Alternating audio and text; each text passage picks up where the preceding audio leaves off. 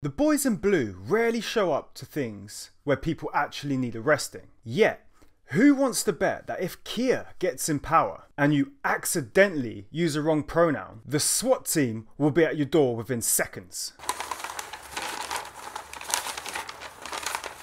Welcome back to a Freaky Friday of the Bitter Truth. Let's hope the propaganda police haven't got to you yet. Yes, that's right. Thank you very much to all of our brave soldiers who fought world wars to avoid us being policed on language. You can kiss goodbye to free speech under Keir Starmer. Misgendering trans people could become a hate crime under Labour. Oh, brilliant. Come and lock me up then. I have enough on my plate and I don't have time to work out what you want to be called that day. Besides, what is with this pointless pronoun propaganda? If I'm unfortunate enough to be graced in the presence of one of these, I will call you by your name, as I do with anyone else. If you're not around, what does it matter if I call you a he or a she? I couldn't care what you call me behind my back. I'm not sensitive. This is all about attention. Look at me, look at me. If you want to tell me what I should call you, then I'll just come up with my own pronouns. And if you don't need these, I'll call the police. That's how you do it. In more nonsense, people are getting fed up. Parents have removed their 4-year-old daughter from preschool over Grandad's Pride book. Well, no bloody wonder. This is ridiculous and unnecessary. Look at the person who created it. Says it all, doesn't it? Kids don't need to see Grandad wearing leather Bondi gear or images normalising women cutting off their breasticles. Leave the children alone. Go away. I mean, you're even pissing off the gays with this. Gay rights campaigners are even complaining about Grandad's Pride book. These people are creating their own little bubble, their own little party, which is fine, as long as they stay in it. Stop trying to force other people to believe in your ideology. Stop grooming kids from such a young age that they'll never be able to think for themselves. Shame on all of you that do this. These guys are a fucking disgrace. And in more complaining campaigners, Greta Thunberg's How dare you? Let's move on to some other tree huggers. A man lived 120 foot up a tree for 2 years and even finished his degree up there. I'm starting to think that I should move to a tree. Just somewhere very far, far, far away from all this nonsense. Better yet, let's start a tree village and send all of the eco-morons there. I mean, they really shouldn't live in houses with all that plastic, oil, gas and electricity in there. Not to mention their IKEA cabinets, their plastic TVs flown in, and their plant pots made with machinery. Hypocrisy, my friend. Speaking of do-gooders, let's see what the meatless morons are up to today. Vegan activists have been charged after stealing the king's sheep. Well, we've heard of 3 bags full, but look at these 3 muppets. Check out your clothing, loves. I'm sure you've probably got some wool in there somewhere. I am sick and tired of people who don't like things forcing others to agree with their illogic.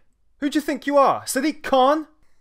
Do your thing, we'll do ours. And if you don't like it, piss off to your safe space, 120 foot up a tree. You don't like it, you can kiss my furry little butt. Now speaking of crimes, let's see if it's getting any better. Nope, it's getting worse. There's now a shoplifting-to-order endemic. Well, that's what you get when the police don't investigate crimes under £200. That's what you get when the police are too busy assaulting members of the public or arresting mothers for not showing their bus passes. That's what you get when things become so unaffordable due to greedy businesses. Some people have no choice other than to help themselves with a 5-finger discount.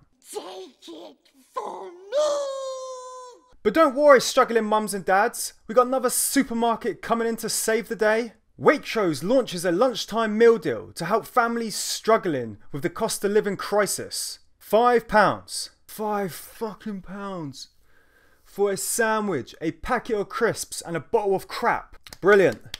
There we go, people. That's what businesses think of you. You know, struggling with 3 kids, 40 grand of debt, 18 grand salary, and looking forward to not being able to switch the heating on this winter. Don't come crying, Waitrose, when the TikTok twits are stealing to order in your shop of premium products. Get what you fucking deserve. And in more theft, the Metrolink line was suspended after thieves steal electricity cabling.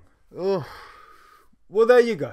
People are getting so desperate, so brazen, that they're willing to steal live cables for the 2nd time in 2 weeks. That's the stupidest thing I've ever heard.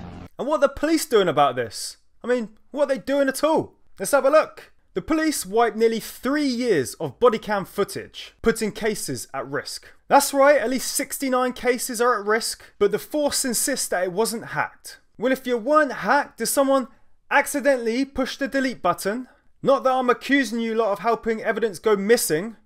I would never do that. They've now brought in digital forensic specialists to explore how this data loss occurred and to establish if any of it can be recovered. How much is this going to cost us now, Mr. or Mrs. Commissioner of Crime? More than you can afford, pal. It's no wonder, with the police being so inept, people are taking policing into their own hands to recover stolen property. A vigilante does a better job than the police in returning stolen bikes. Well, there you go, people. If you had your bike nicked, don't bother calling the police. They'll just give you a crime reference number and send you on your way. If you actually want your stuff back, call Omar. Fully respects to this man who puts himself in danger by tracking down thieves, posing as a buyer in order to recover the stolen bikes.